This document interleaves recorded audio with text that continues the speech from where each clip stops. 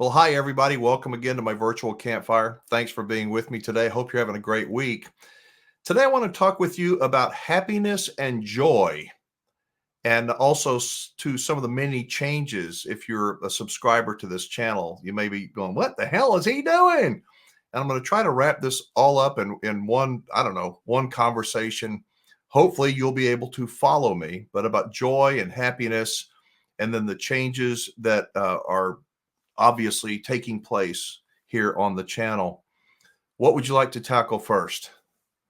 Uh, let's tackle joy and happiness. What When are you the happiest? When are you the most joyful? Is it when you are, if you're like to woodwork, or I don't know, grow a garden or RVing? When are you the happiest? What activity is it that makes you happy? You're striving for that. You do it for almost for nothing, for the joy, the dopamine rush, if you will. What is that? I'd like to know. I mean, people that watch this channel come from all over the place. I'd just like to read some comments. Where do you find joy? What are you doing when you're like, this is so cool, I wish it would last forever? Well, for me, I'm kind of a weirdo, and I find joy in struggle.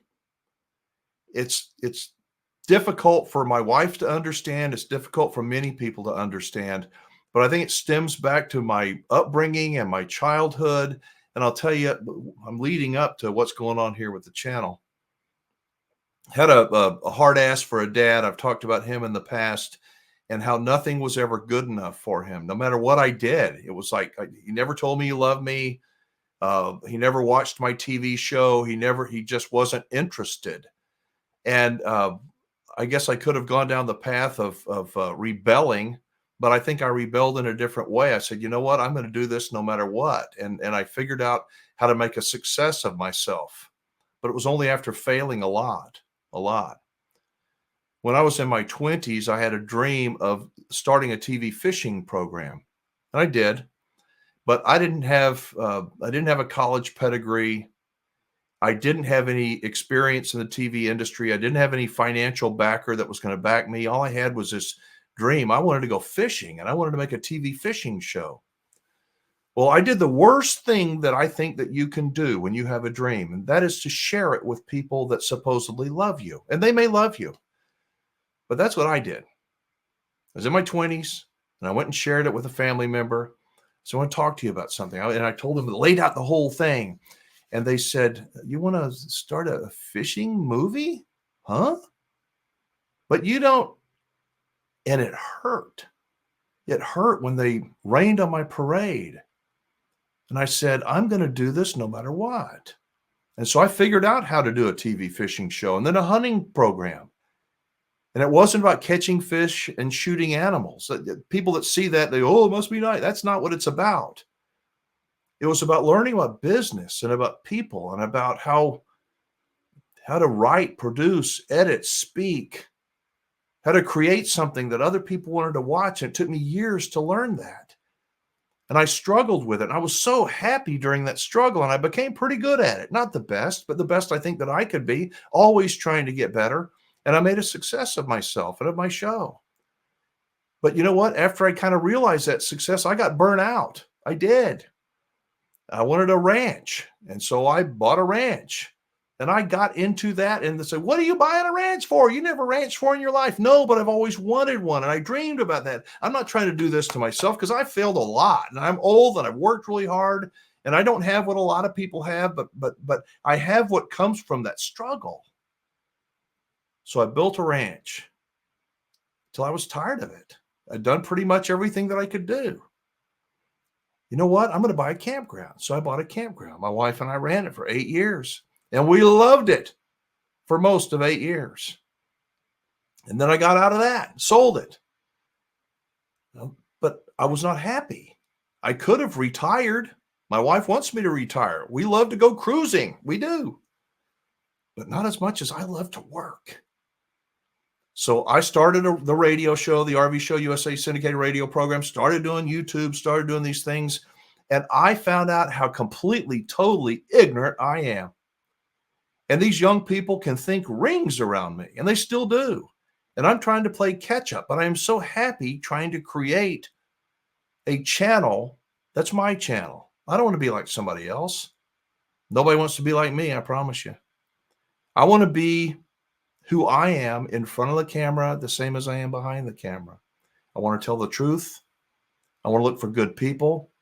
I want to do something difficult. I want to do something significant to the best of my ability.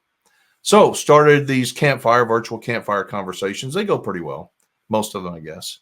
And sometimes I go all over the place, kind of like I'm doing today. And sometimes I get emotional. That's me. So about, I don't know, well, in the last year, I could see the RV industry was slowing down. And I've got a gift. Sometimes I think it's a curse, but a gift to be able to see things sometimes long before they happen. And I'll mention what? And I'll mention things to people. They're like, no, I don't see it. Well, one day we're going to all see it. And I don't see everything, but I saw the industry was slowing down. RV sales are slowing down. People are not able to buy RVs at the pace they were doing back in 2021. What can I do? And so I had this dream of trying to put together this network of dealers, honest people, not perfect, but honest people that want to earn others' business and want to stay around for a while. And I've always believed in standing up for the little guy, standing up for what's right. So I had this idea, you know what, all these dealers, not all of them, but a lot of these dealers that I work with and that I know they do these walk around videos. They've got their salespeople and they do walk around videos around these RVs, but they don't have a whole lot of views, most of them. It's not their fault. I don't have a lot of views. But what if we were to put them all together and I were to take used RV videos from PPL motorhomes and new RVs from Berryland or RV Station or whoever, and I were to put those all together where viewers had a chance to look at a variety of RVs, not just through one dealer, but through a bunch of them. And they could have the comfort of knowing that every one of them, at least the guy doing these videos, the Wingman, has checked them out and really believes in them. And I do. So I started doing that. And then at the same time I'm doing that, I'm trying to listen to these people that everybody's got advice. How to do this, how to make $1,000 in 30 minutes and grow your channel. And I watch all that stuff. I do. I admit it. And most of it, I go, that's just a bunch of BS. But sometimes I say, you know what, that's worth a try. So in the last couple of weeks, I did some of the things that were recommended on YouTube. And I think it was just stupid. I'm starting to do YouTube shorts. Now, personally, I don't like YouTube shorts. They're too short. You can't cover anything in them. Maybe if I was a beautiful, good-looking woman or some articulate guy that could make witty, funny stuff, the short would make sense to me, but not so much. But the RV walkthrough videos, I don't think you can do a good walkthrough video in a short, but I did it. Bad idea, Wingman. Bad idea. But you know what? A regular full length, maybe a 5-minute, 10, 12-minute, nice walkthrough video that's not some Hollywood production, but just a nice walkthrough video. We're going to start doing those. And I ran them all over the place, early in the morning, all during the day, and I did too many of them. And I said, you know what? I'm going to start doing it the way the Wingman does things. I'm slow, and I make a lot of mistakes, but I make a lot of adjustments. And this goes back to being joyful and happy. I am happy struggling, happy finding out, you idiot Wingman, what did you do that for? Why couldn't you see that you were splattering these shorts out there driving people crazy? I don't know. You can't see what you can't see. But when you can see, hopefully smart people, wise people go, uh-oh, I need to make an adjustment. So I've made adjustments. And now I'm making my walkthrough videos that you see here on the channel. We're going to be putting them out only in the mornings, distributing them every morning. That hopefully we got more than one a day now. So every morning at 7 a.m. Central Time, the first walkthrough video will be released. And if we have multiple, we will start at 7. Every 15 minutes thereafter, we'll release brand new videos every 15 minutes thereafter. And then we will save these longer videos, these, campground visits, if you will, campfire visits, for in the evenings, as they have been for the last many years. So Monday through Friday, 7 a.m., Monday through Sunday, it's 7 days a week, however many days there are, at 7 a.m. You want to see these walkthrough videos, and I hope you will. And in the evening is at 7 p.m. Central Time is when we'll have a little bit of Wingman wisdom and some long version babbling like I'm doing today. But this is when I'm happiest, when I'm struggling, trying to find something that clicks. I did this with Chevrolet and the Chevy Sportsman TV show. Nobody had ever done it before. I did it. I did it when people said, we don't do that. I said, well, in the future, everybody's going to start integrating their product into their production. And guess what? They do. I'm not a very smart guy, but I can see some things. And I believe that the RV industry needs not more American flags and, big chain stores, but we need to see more smaller, independent, honest, truthful dealers that will take care of their customers, not just when you buy it, but every day you own it. They don't want to be your best friend, but they want to be a resource for you. The industry needs good dealers, and I need to work with good dealers. So if you know of a great dealer, please have them watch this video, have them contact me. They can, I would love to talk to them. I don't charge a finder's fee or a commission. And I am doing these videos, these dealer RV walkthrough videos, and I'm not charging the dealers to do them.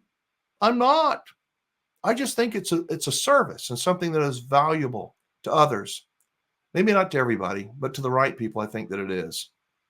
So I appreciate you. I appreciate you being a part of my community. I know that we are alike probably in many ways. We share the passion of the great outdoors and the people that love to do it with us. We don't agree on, everything, and I'm glad that we don't. But I think for the most part, when people disagree with me, they're pretty classy in the way they do it. And I read every comment, listen to every voicemail, and I'd like to know what you think. I'd like to know what makes you the happiest. When are you the most joyful? I get motivated when people say, you can't do that. Nobody's done that before. Nobody. How are you going to do it? You don't have the education for it. You ain't got enough money to do it there. Well, I'll figure it out. But that's when I'm the happiest.